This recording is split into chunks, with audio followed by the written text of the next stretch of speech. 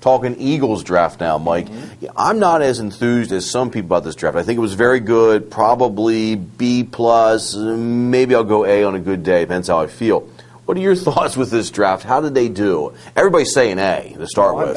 First of all, I'm concerned with how you feel, as I always am. But the consensus is A+ on this draft for the Eagles. And I'm not quite as excited about it as everybody seems to be. I'm not everybody. Mel Kiper gave him a B- and had him really in the middle of the pack of the whole league. Wow. But they get this kid Macklin from Missouri, who's a wide receiver, who's a little guy but a playmaker, a guy who can make big plays. He's very good in space, as we draft fanatics like to say.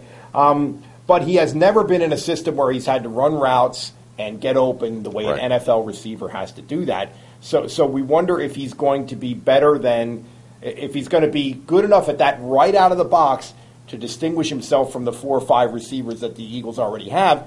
And if not, then isn't he very redundant of Deshaun Jackson, who you drafted last year? He's kind of the same guy, unless he could become a really productive every down wide receiver, which I think there's question about that. I'm not saying he can't, but I think you got to wonder.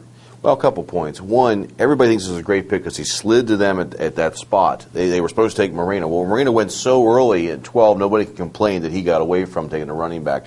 But if you needed a receiver and you're going to draft one in the first round, why don't you trade that first-round pick and maybe a third-round pick and go get Anquan Boldin, where you know he's a physical guy, he's good in the red zone. I'm not sure you would have even needed the third-round pick. You might not. The way everybody's talking about how those negotiations went with them talking to other teams.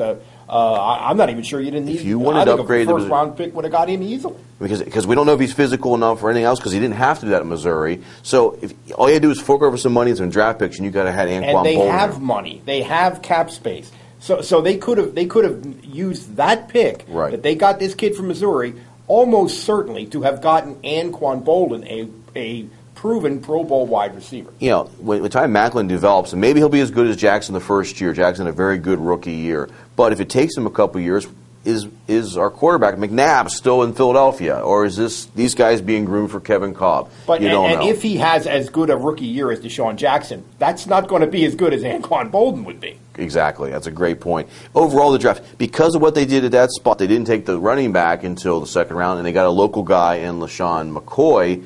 I'm a little bit, his nickname is Shady. I'm a little shady on the pick because I saw, right before I made the pick, the ESPN showing, and I'm looking at his entourage. He's in his white T-shirt entourage, and then they pan over and I see the agent, and I think Slimeball. Who's his agent? That would be that Drew Rosenhaus. Yeah, Drew Rosenhaus.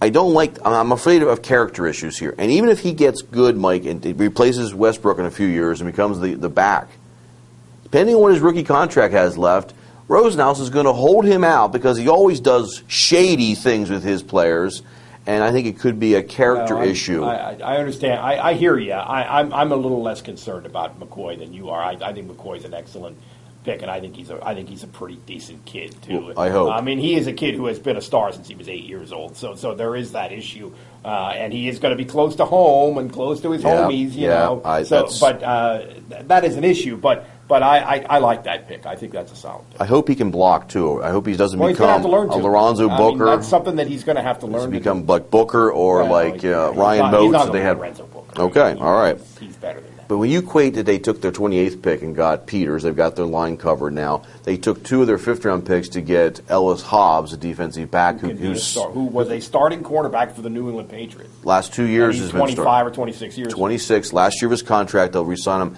But then, that takes care of it. If Sheldon Brown would be an issue, they've got a cornerback as well. It's a pretty good draft. The Eagles everybody was saying the Eagles are in position here in terms of the number of draft picks they have, the amount of cap space they have to make a big push.